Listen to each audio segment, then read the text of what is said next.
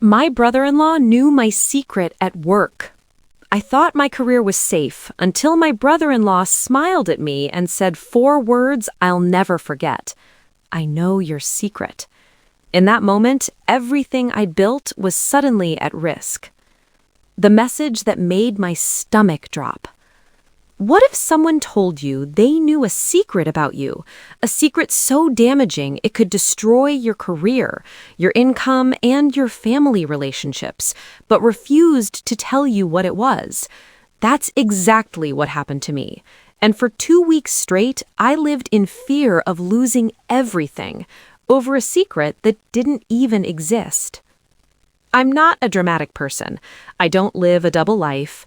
I don't cheat. I don't gamble. I don't embezzle money or hide offshore accounts. I'm 29, financially cautious, and painfully boring, which is why the text message made no sense. It came on a Tuesday afternoon while I was at work. My phone buzzed. Unknown number. The message read, "I know what's going on. You don't need to worry. I'll keep it hush-hush." My heart skipped. I stared at the screen, read it again, then a third time. I replied, "I'm not sure what you mean." A minute passed, then another message. "No need to explain. I'm on your side." That was it. No clarification, no context, no explanation, just reassurance. The kind that makes your blood run cold. I worked in a compliance-adjacent role at a mid-sized company. Not executive, not entry-level, but my job depended on trust, reputation. If even a rumor attached itself to my name, something inappropriate, unethical, or scandalous, I could be quietly pushed out. No lawsuit, no explanation, just fewer projects, then no projects, then unemployment. And I had no financial cushion for that. Who sent it? I checked the number. It was my brother-in-law, my sister's husband, 30 years old, quiet, unremarkable. We lived on opposite sides of the country, saw each other maybe twice a year. We didn't text, ever, which made this worse. The spiral begins. That night, I didn't sleep. I ran through every possible secret he could be referring to. Did someone misunderstand something at work? Was there a financial record I forgot about? A college mistake? A private conversation leaked? I checked my credit report. Clean. I checked my email history. Nothing. I replayed my last 5 years like a security audit. Nothing. And yet, someone thought they had leverage over me. The second hit. 2 days later, another message. "Just relax, I've got your back." I snapped. I called him, straight to voicemail. I left a message I immediately regretted. "Hey, I don't know what game you're playing, but you need to explain what you're talking about." No response. That silence felt intentional, calculated, like he wanted me uncomfortable. The family context. Here's where money and family collide. My sister and I aren't close. Never have been. We grew up in a household where financial success equaled worth. You were either doing well or a disappointment.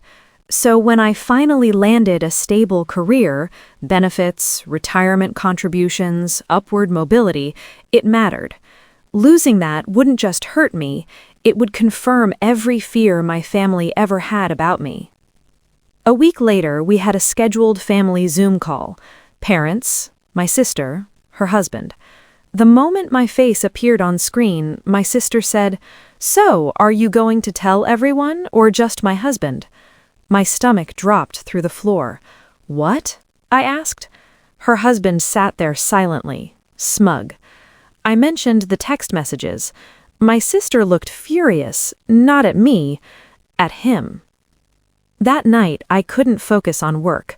I imagined worst-case scenarios, public accusations, whispers, HR emails. I imagined losing my job and having to explain it during future interviews. Why did you leave your last role? How do you answer that when the truth is someone implied something terrible and you never even found out what? The next morning, I called my brother-in-law again.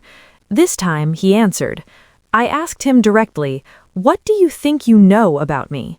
He didn't answer. Instead, he said, "Do you know what's going on?" It felt like psychological warfare. I lost my temper. I snapped. I said things I shouldn't have. And that's when he said the words that pushed me over the edge. "I tried to do you a favor. Clearly, you don't appreciate it. We'll see what happens this weekend." Then he hung up. This weekend? Thanksgiving? The entire family, and a man who believed he was holding a secret powerful enough to ruin me. I had no idea what he planned to say. I only knew one thing. Whatever he thought he knew, he believed it gave him control, and control in families and finances is never harmless. By the time Thanksgiving arrived, my fear had evolved. It wasn't panic anymore, it was calculation. I stopped asking what my brother-in-law knew and started asking how much damage he could realistically do with it. Because fear is expensive, and I was already paying for it. The impact of stress. I missed deadlines that week, not dramatically, just enough to be noticeable. I reread emails 5 times before sending them, second-guessed routine decisions, avoided speaking up in meetings. When your job depends on confidence and trust, hesitation is costly. I could feel it happening in real time, and all of it was caused by a single unanswered question. I thought about quitting, not because I wanted to, but because fear has a way of shrinking your options until escape feels safer than endurance. I imagined resigning quietly, finding another role before anything came out.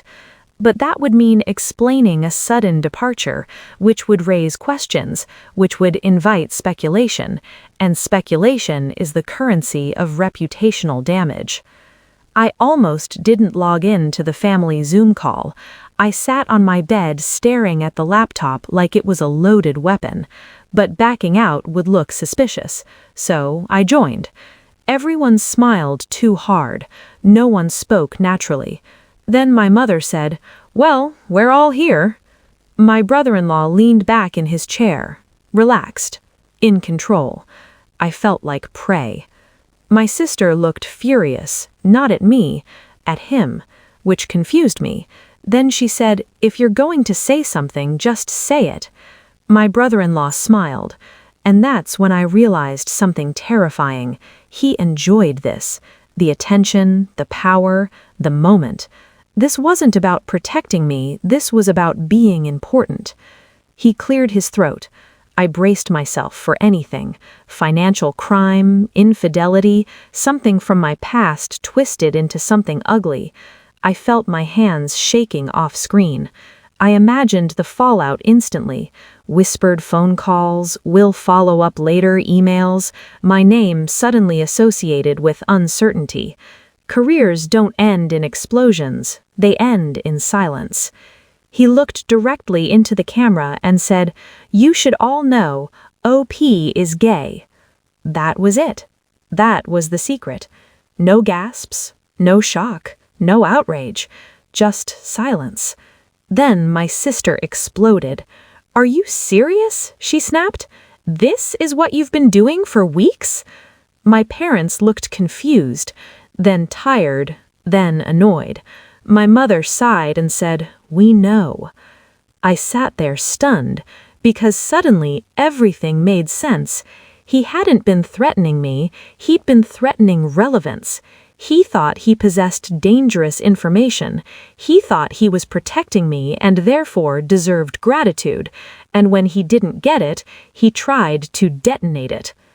Here's the cruel part. Being gay never hurt my career, but the fear of exposure almost did. The stress, the distraction, the self-doubt, all of that had real financial consequences, not from discrimination, from manipulation. The Zoom call ended early. My parents claimed they were tired. My sister refused to look at her husband. I sat there afterward, staring at my reflection in the black screen. 2 weeks of fear.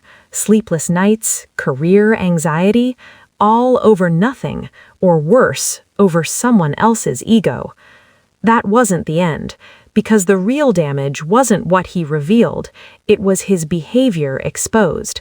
About control, about entitlement, about how easily someone can weaponize assumed secrets. And I still had to decide what to do next. Block him? Confront him? Or protect myself financially and emotionally by cutting him off entirely? Because now I understood something clearly. He wasn't dangerous because he knew something.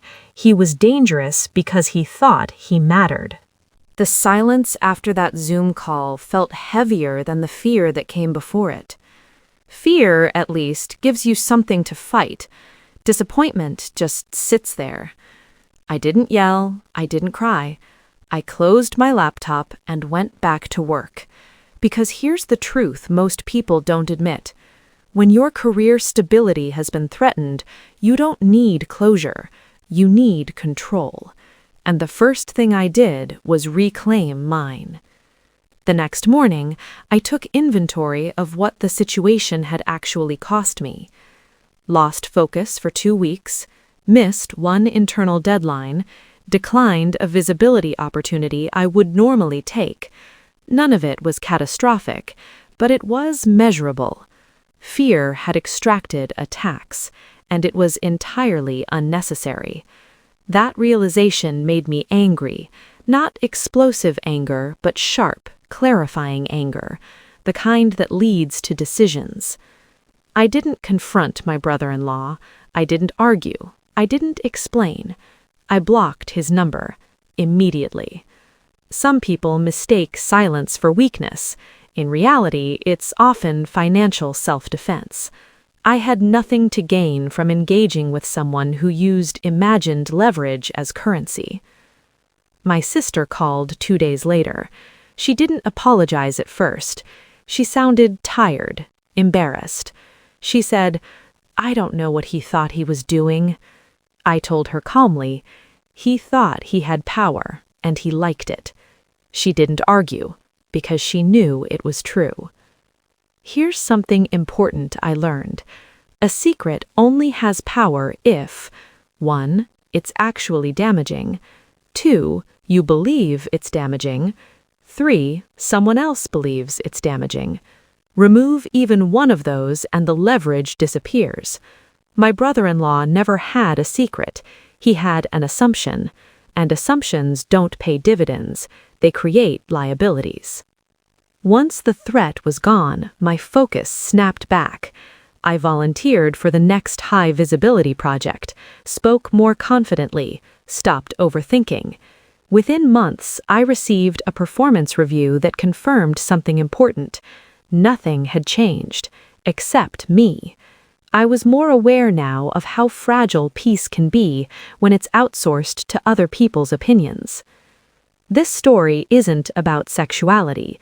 It's about leverage.